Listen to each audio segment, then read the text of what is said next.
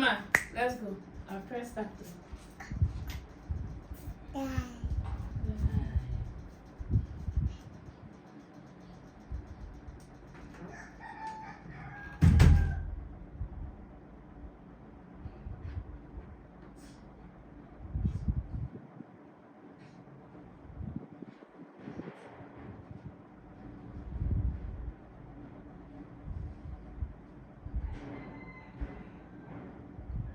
This says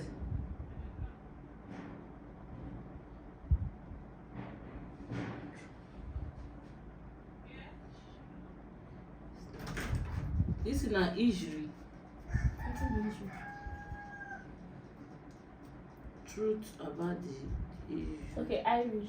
Irish first slave. That was your long name. Like 14 minutes. Truth about the Irish first slave.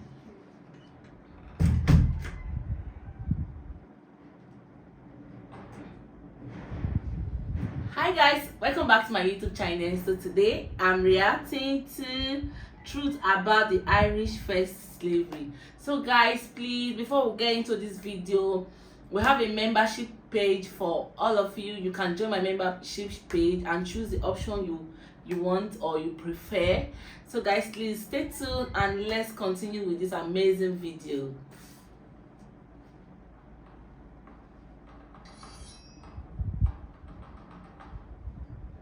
There has been an ongoing debate as to whether the Irish were the first slaves in the Americas, predating the first black African slaves by almost a decade.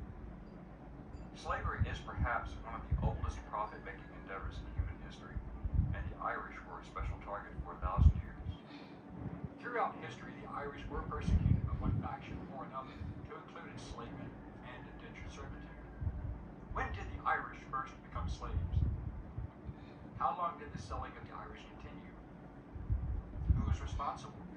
Hello, I'm Colin Heath, former soldier, Marine Corps Scout Sniper, history professor, historian and book author, and we will answer these questions and other issues on this segment of Forgotten History.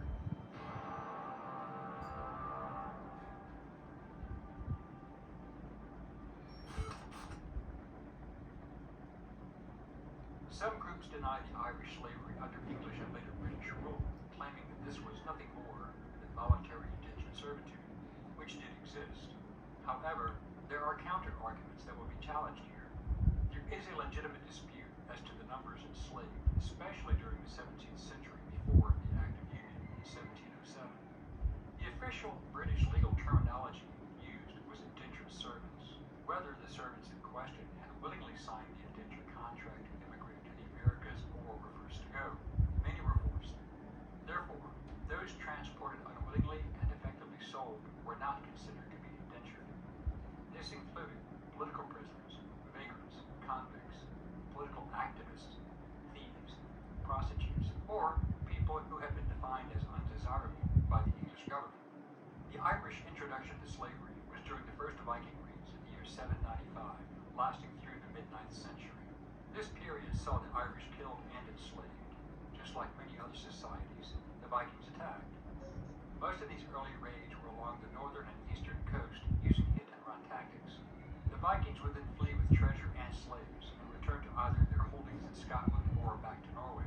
Usually, many slaves who were of value were ransomed back to their families, but others remained in captivity. Then, from the year 837 onward, larger targets such as the greater monastic towns of Armagh, Glendalough, Kildare, Slane, Clonard, and Clonmacnoise, and Lismore were hit by larger forces.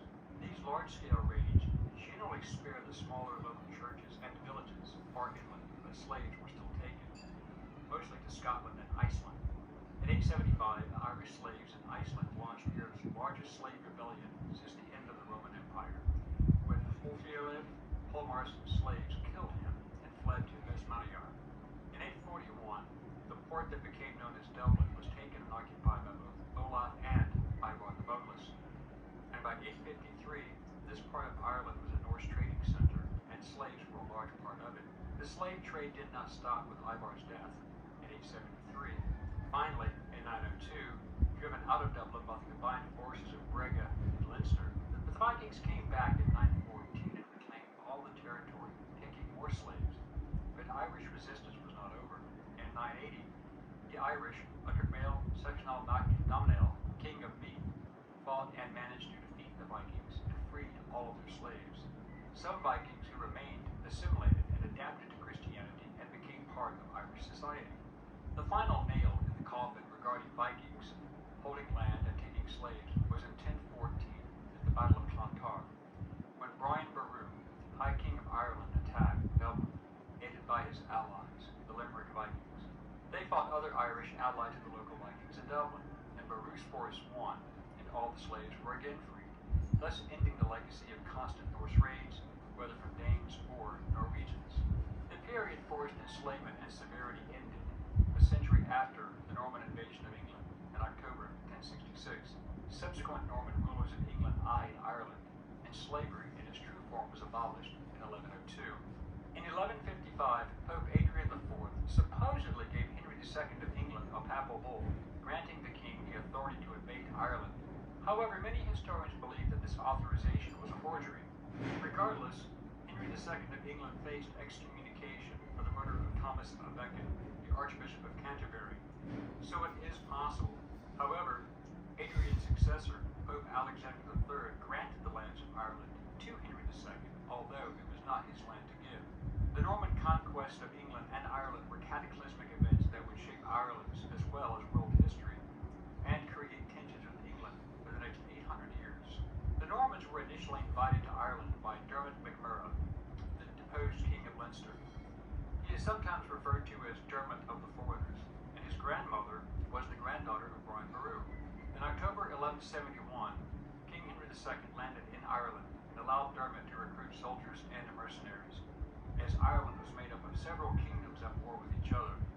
The city of Dublin and the surrounding area were under Norman occupation and would be called the Pale, or the safe zone. Going beyond that was considered foolish, hence the term we use today, going beyond the pale. But the Normans ended the practice of slavery in Ireland, but not serfdom, for at least a few hundred years. Despite the Norman abolishment of slavery, serfdom was still alive and well.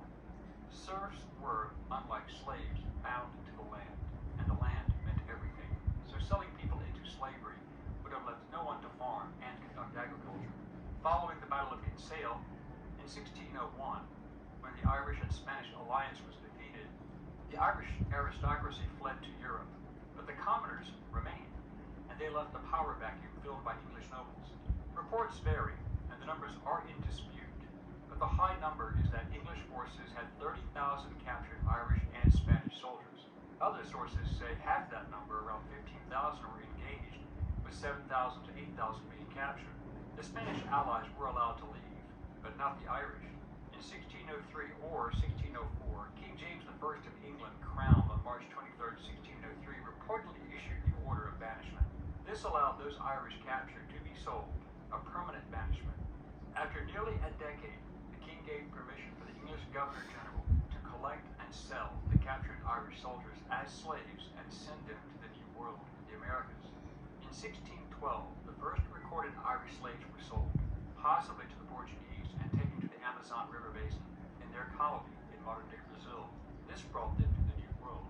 There has been some dispute as to whether these people were indentured servants or slaves, but it is clear that they were forced out of Ireland to the New World, so it seems illogical and ridiculous to assume that they went voluntarily, hence the status of slaves. It has been chronicled that in 1625, James I's son, Charles I, issued a decree that it may be possible before his death in March 1625, but given the timeline of James's death, it would appear that his son, Charles, probably did issue the royal decree authorizing the Irish slaves. This included prisoners captured, those deemed to be common criminals, and rabble-rousers who were sold.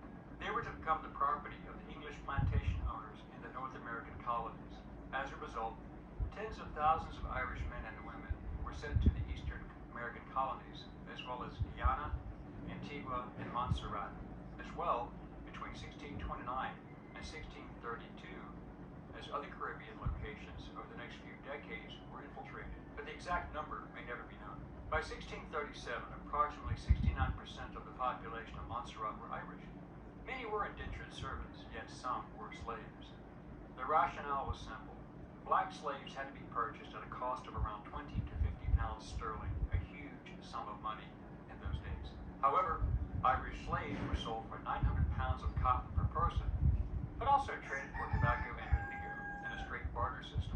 It would appear that the Irish then became the largest source of slaves for English slave traders and plantation owners at that time, far surpassing the African slave trade until the early to mid 1700s.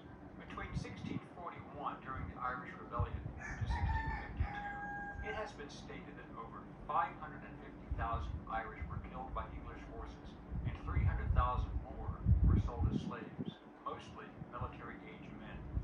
Their children, especially women and girls, were sold and considered quite valuable in the domestic service role. The greatest perpetrator of this was Oliver Cromwell, who defeated Charles I in 1649 during the English Civil War and had him executed. Cromwell, as Lord Protector, waged a ruthless war against the Irish, starting in 1649. By 1650, it is claimed that nearly 29,000 Irish were sold to planters in St. Kitts. During the decade of the 1650s, it is also claimed, as well as disputed, that around 100,000 Irish children, generally from 10 to 14 years of age, were taken from their parents and were also sold, and sold themselves also as slaves or indentured servants in the West Indies, Virginia, the Carolinas, and New England. It is also claimed that between 1651 and 1660, the Irish slaves far outnumbered the colonists in all areas. In 1652, Cromwell ordered that 12,000 Irish were to be sold to Barbados, and those numbers are not in dispute, only their status. On 1 May 1654, his "To Hell or to Connaught" proclamation was issued during the Act of Settlement of 1662. This was when the English began confiscating all Irish-held lands, and the native Irish were relocated west of the Shannon River. Those who resisted were sent to the West Indies as slaves or executed. His own words proclaimed, quote, "Those who fail to transplant themselves into Connaught or County Clare within 6 months shall be attainted of high treason, or to be sent to America or other parts beyond the seas. Those banished who return are to suffer the pains of death as felons by virtue of this act without the benefit of clergy." End quote. The English could kill the Irish without penalty, but selling them offered great profit. It is claimed that over 80,000 more Irish were sold, with 52,000 going to the colonies of Barbados and Virginia, but again we cannot verify the exact numbers. Many argue that these were indentured servants, not slaves, yet there are no records of contracts between those forcibly removed and their benefactors.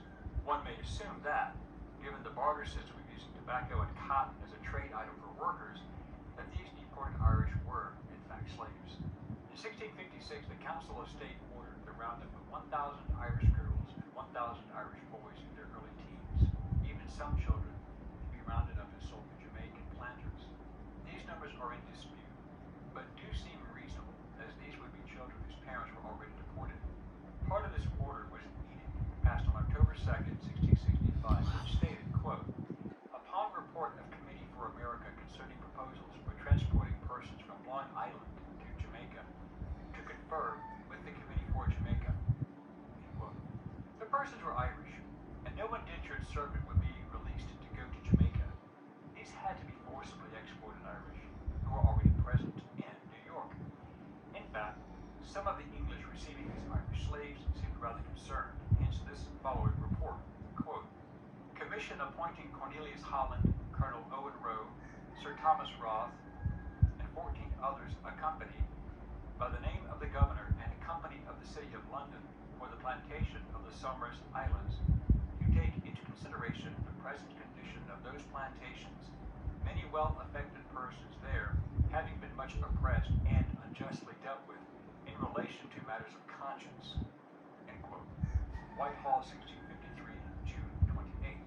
This situation with the forcibly removed Irish, not being a people to take subjugation lightly, appeared to have created the fear of an uprising, and this seems to be explained in the Whitehall document from November 18, 1656. Quote, "The Council of State to Captain Wilkinson, importance of the Somers Islands to the interest of the Commonwealth. Supposition that the Spaniards will endeavor to get a footing there. Doubtful that a principle of disaffection may yet be retained by some of the inhabitants.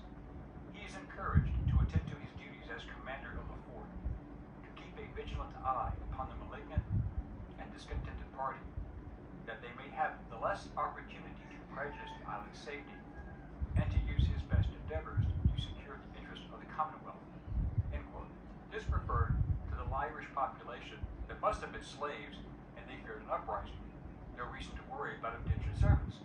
So, whether one accepts the reality of Irish slavery or not, the fact remains that there were Irish people forced into slavery. However, the exact numbers may never be known. We hope you enjoyed this segment of Forgotten History. Please click like and subscribe for free. And please stay tuned and be engaged and informed. Send us comments if you have questions or even show ideas, and we will respond to all requests and comments as soon as we can. Thank you.